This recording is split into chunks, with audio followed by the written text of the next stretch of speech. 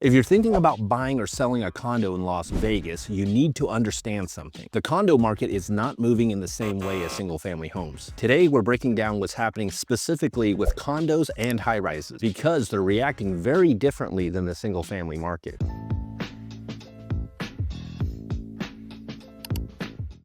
Hi, welcome to Invest with Jim, where you'll find real estate insights that no one else is sharing. I'm Jim. I'm a real estate agent and investor here in Las Vegas. Every month on this channel, we break down the real estate market here in Las Vegas, but those numbers cover single-family homes. Today, we're doing a deep dive on condos and high-rises in Las Vegas because there are some very clear trends that are happening that buyers and sellers need to understand. Let's get into it. When you really look at the condo numbers, the first thing you have to consider is supply versus demand. Listings barely moved. Sales numbers dropped 24% year over year, from 3,400 in 2024 to 2,600 in 2025. What that tells me is that buyers pulled back faster than the sellers did. So when we look at the financing, conventional mortgages dropped about 30%, from 1,500 in 2024 to about 1,000 in 2025. That's a big deal in condos, and FHA mortgages even dropped more at a 35% decrease. That's a big deal in condos because condo buyers are usually more payment sensitive. Median prices for condos dropped from $249K down to $236K.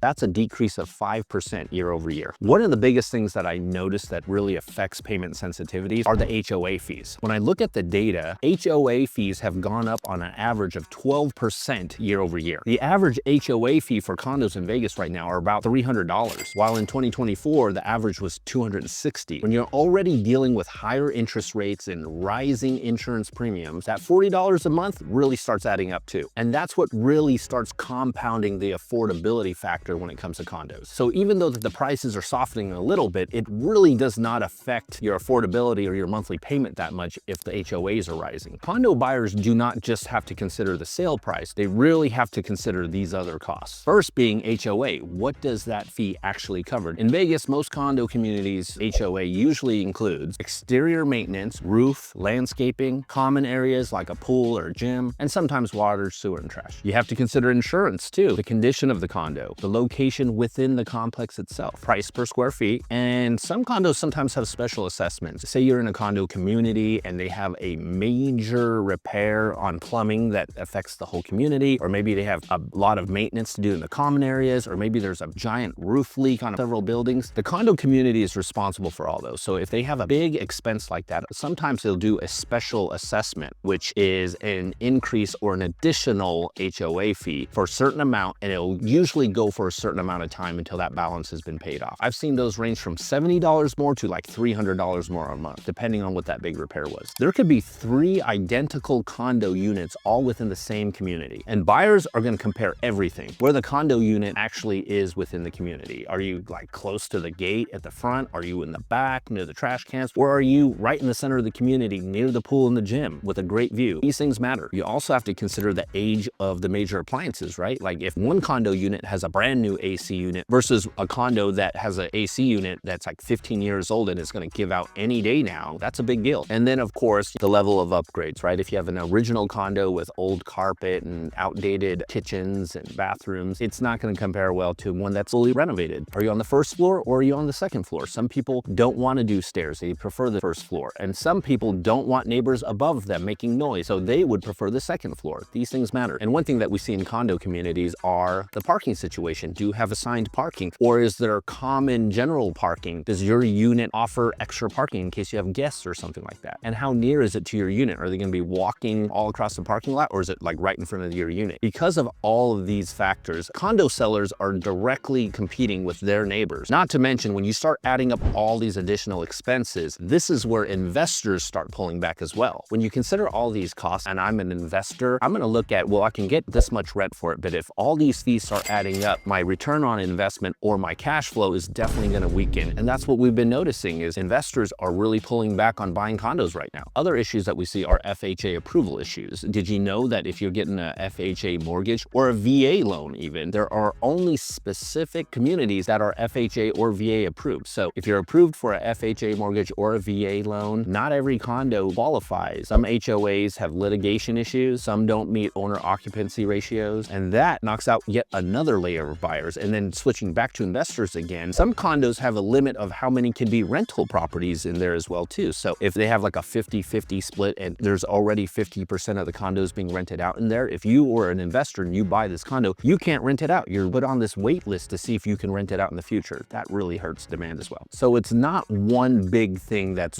driving the decreased demand of condos. It's all these factors compounding, which is driving the demand down altogether. And all those things causes weaker pricing, which tracks with all the data that we've reviewed. Price reductions are up over 20% from about 2,800 in 2024 to 3,500 in 2025. And days on market, they're also increasing too. We're up about 50% year over year, going from 38 days to 55 days. And this kind of tells me the classic real estate strategy. Let's start high, and the longer it's on the market, we'll start dropping the price. Not really a good strategy in this market, honestly. So as I mentioned earlier, we're seeing a big decline in cash purchases in condos as well. Not to mention 1031 exchanges are also down compared to prior peaks. That really tells me that investor activity has really cooled down. And that matters a lot more in condos versus single family, because condos historically has always kind of relied on some investor participation in this segment. When investors slow down, demand softens faster. So in hindsight, the sellers in 2023 and 2024 that were willing to get ahead of the market in pricing and were able to sell, they're looking really smart right now. You could take it as they cut their losses early and now they're out of the market, where people that are still trying to sell condos are actually having to face this reality now of the weak demand, dropping prices. Overall, not an ideal selling environment for a condo owner. I can recall a client that I helped. They bought a condo at the peak of the market, basically in 2022. He needed to get out of the property. He ended up taking a $20,000 loss on selling the condo. It was hard for me to imagine that he was willing to do that actually, but in hindsight, he looks really smart now, because if he had to sell in our current market, he'd be taking like a $40,000 loss at this point. If you're a condo owner right now and you want to sell, you're probably thinking to yourself like, oh, can I get a break? Can I get any relief? Are the rates going to drop? What can help me in my situation? It's going to be tough right now because there's just more supply than demand right now too. So I think it's probably best for you to price strategically and not get caught up in past numbers and think more forward. You know, let's get out of this so we can reinvest this money in a different way that's actually going to generate a better return for you. That's probably how you should think about this. So as we're talking about condos in Vegas, we have to talk about high-rise condos. It's a cool product that we have here. So think about stuff like Allure, the Martin, MGM Signature, the Dara at City Center, Palms Place, Panorama Tower. And these are even more interesting. There's so fewer transactions in the high-rise market that when there's fewer sales, each transaction carries a lot more weight in the data. We had about 1,700 high-rise condos listed in 2025, and only 583 of those sold. For comparison, single-family homes had over 20,000 transactions in the past year. That's a really big gap with an extremely slow absorption rate. But let's do the math on this, all right? With the 583 closings, that's about 48 closings per month on average. At that pace, that's about 35 months of inventory, nearly 3 years of inventory. That is a very slow moving segment of this market. Median sale prices dropped very modestly though. The median was 440,000 and just dropped down to 435K. So not a big drop there. But what is more telling is the increases in price reductions. We've seen an increase of 35% in price reductions in the past year, from about 700 to 950 price reductions. High rises are extremely sensitive to HOA fees. The average high-rise condo HOA in Las Vegas is $1,200, but they range from anywhere from $600 all the way up to $3,000, depending on the building, the size, all those things. Not to mention insurance and luxury buyer hesitation. High-rise buyers are very analytical. They're gonna compare like which building is it in? What floor is it on? Does it have a view? What does it have a view of? Is it a strip view? Is it a mountain view? What amenities are in the building? What kind of parking situation? Is there valet included? Is there a gym on site? Are there any restrictions on what I can do with my condo too? When I talk about HOA, it's not always just about the fee. It's about how well is it run? Are their budgets on point? Are they overspending every year? Have they been proactive with maintenance? Or is a special assessment likely coming? Because in a high-rise community, the management really matters. A well-run building with strong reserves and clean financials should hold value better. A poorly managed building will struggle, no matter how nice it is. A good example of that is there's 3 towers right adjacent to the strip. It's called like Panorama, and then right next door is the Martin. They're the same buildings. They built the 3 of them all at the same time, but they are managed differently now. And you know, depending on who you talk to, there's pros and cons to each side. Here's a very interesting and important thing I want to point out here. If there are 2 very, very similar condo units available, right? I'm talking floor, view, all those things, finishings. The interesting thing that I see here is that almost every time the lower price is the one that actually sells. That sounds really obvious, but keep in mind, this is a luxury product. I think about luxury items, it's like if you're buying an exclusive car, bag, jewelry, or whatever, price doesn't matter as much. But when we're talking about high-rise condos, now the lowest price always wins. I wonder if it's the exclusivity of it, right? Like if you bought something that only limited release, like say 100 were built, maybe it's a little more exclusive and people are willing to pay more for these kind of rare items, whereas high-rise condos are very plentiful right now in Las Vegas, especially for sale in this market. So even wealthy buyers will still compare and they will still negotiate because who doesn't want a good deal, right? So if you're a condo seller right now, here's the reality. You're not just competing with the market, you're actually competing with your neighbor's identical unit. So condos should be priced correctly from day one, and they need to show well. And it would be very helpful if your